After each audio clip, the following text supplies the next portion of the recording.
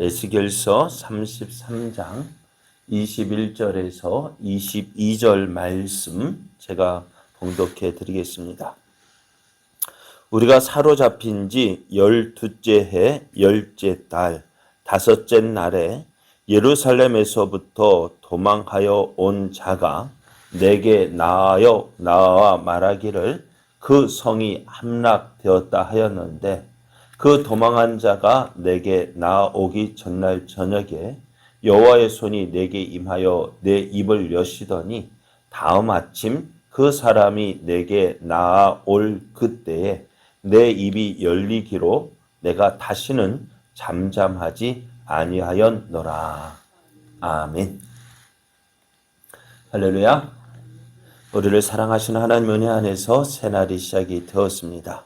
오늘도 우리와 함께 하시며 때를 따라 도우시는 그 하나님을 믿고 의지함으로 어제보다 더 큰 은혜의 날 되기를 예수님의 이름으로 축복합니다. 오늘 우리에게 주신 하나님 말씀을 통해서 하나님은 하나님이십니다. 하나님은 하나님이십니다. 이런 제목으로 하나님 말씀을 증거하겠습니다. 하나님께 많은 사람이 과거의 추억에 매여 살고 있습니다. 믿음의 삶도 마찬가지인 것 같아요. 과거에 우리의 믿음이 어떤 믿음이냐, 내 믿음이 어떤 믿음인지 우리는 과거에 가장 좋았던 그때의 믿음을 기억하고 내 믿음이 지금도 그러하리라 생각이 되어집니다. 그래서 내 믿음은 항상 좋은 것으로 생각을 해요. 그래서 마치 삼손이 항상 그 힘이 있었잖아요. 긴 머리를 통해서. 그런데 들릴라에 의해서 머리가 깎여졌어요. 잘려졌어요.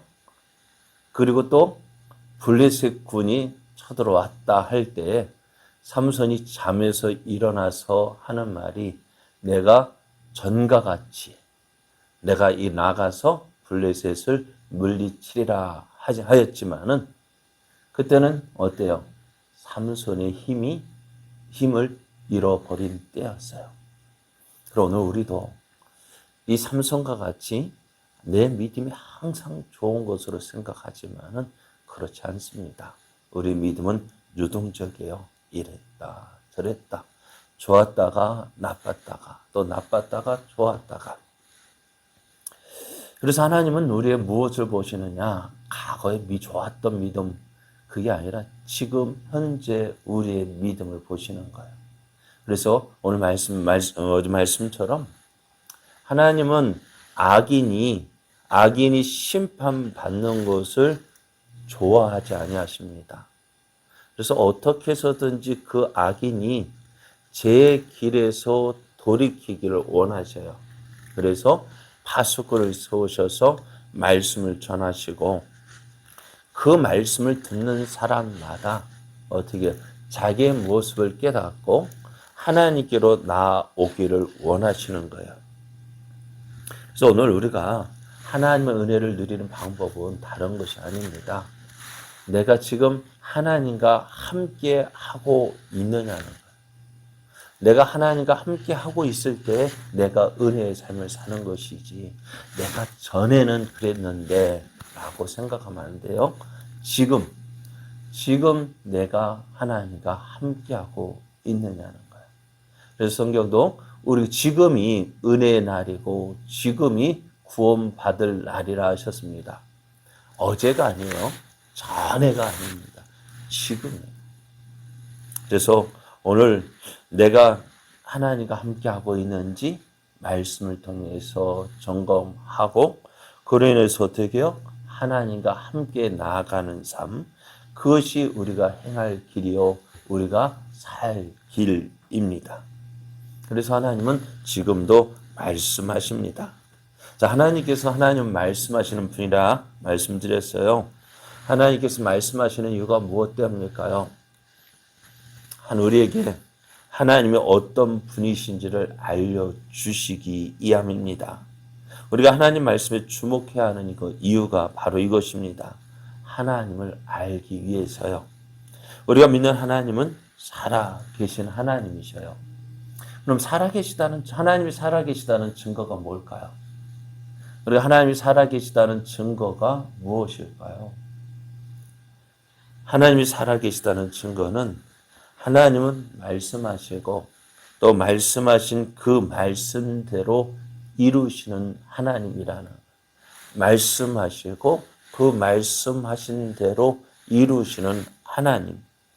그래서 하나님은 자신 있게 이방의 우상들에게 이렇게 말씀하셨습니다. 이사야 41장 21절 23절을 보면은 나 여호와가 말하노니 너희 우상들은 소송하라.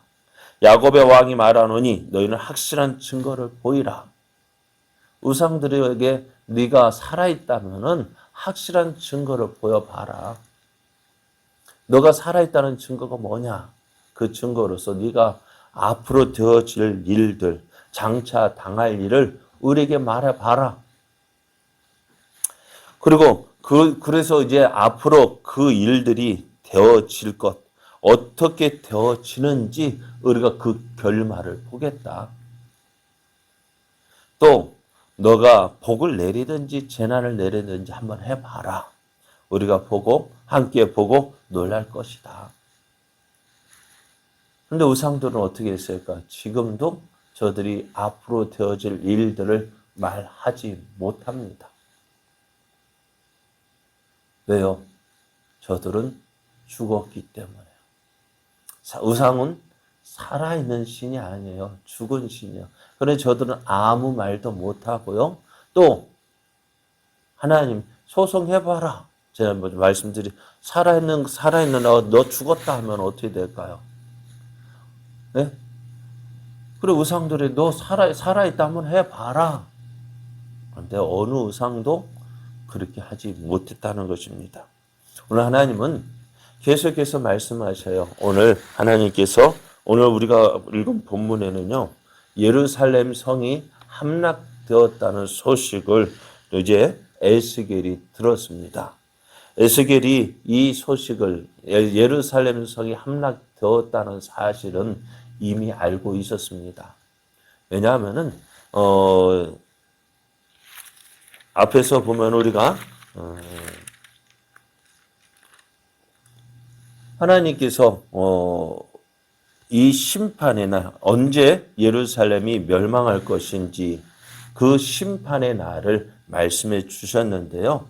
24장 1절 2절을 보면은 아홉째 해 열째 달 열째 날에 여호와의 말씀이 내게 임하여 이르시되 인자야 너는 날짜 곧 오늘의 이름을 기록하라. 바벨론 왕이 오늘 예루살렘에 가까이 왔느니라 했습니다. 그러니까 아홉째 해 열째 달 열째 날 이날에 바벨론 느부갓네살 왕이 예루살렘을 포위하고요. 그리고 18개월 동안 예루살렘 포위하다가 결국 함락을 시켰어요.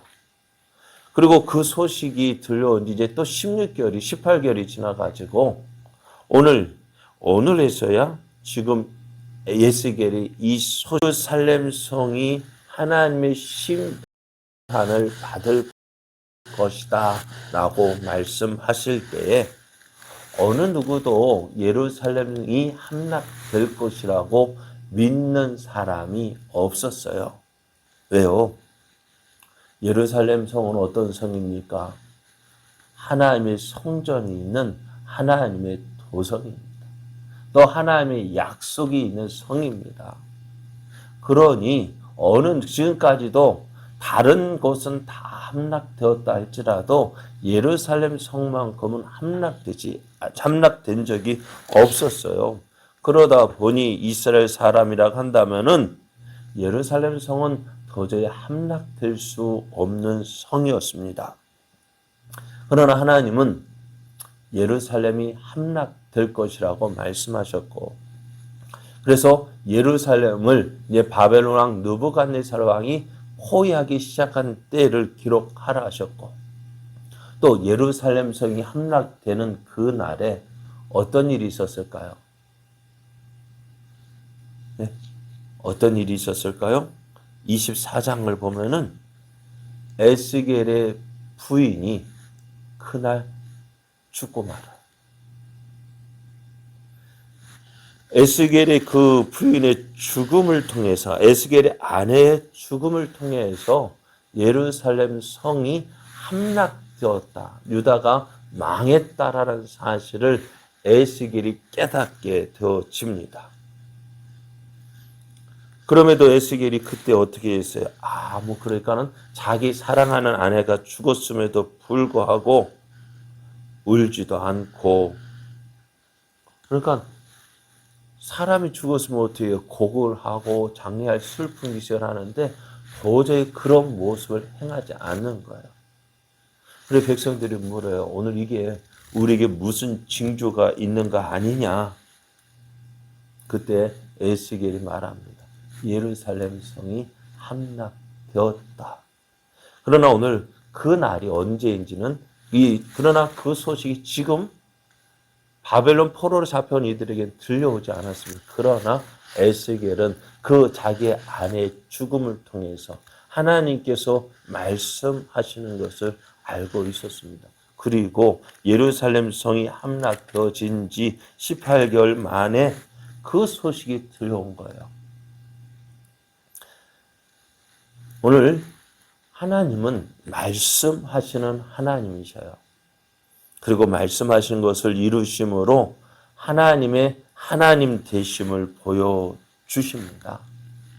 그래서 오늘 우리가 기억해야 될 것, 예루살렘이 말씀하신 대로 함락이 되어졌다. 그러면 오늘 말씀하신 대로 예루살렘이 함락되어졌습니다. 그렇다면은 오늘 하나님께서 그 이스라엘에 또 약속하신 것이 있어요. 무엇을 약속하셨느냐? 이스라엘의 회복, 이스라엘의 구원과 회복을 말씀해 주셨습니다.